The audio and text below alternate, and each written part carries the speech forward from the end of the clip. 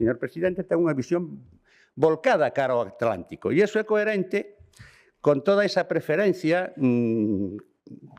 ese sesgo que ten o seu goberno cara a priorizar o litoral e a costa sobre o interior, sobre as provincias do interior, tal e como vostede sabe que nos adoitamos a interpretar. Falou do balcón do Atlántico, que ten a mirada, Galicia ten a mirada cara ao mar na súa visión do país.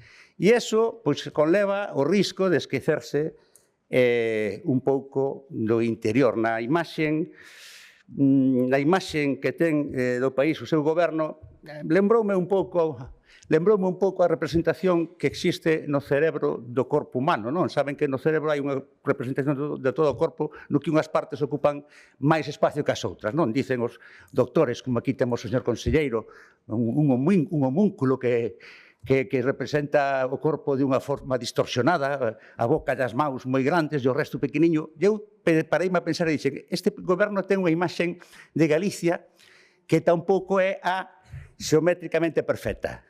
Distorsiona de tal maneira que o litoral lle ocupa moitísimo espacio no seu pensamento, na súa atención, nas súas decisións, nas súas inquietudes, e logo a provincia de Ourense ten así, en pequeniño, pois, facendo a comparativa con eso que estaba dicindo.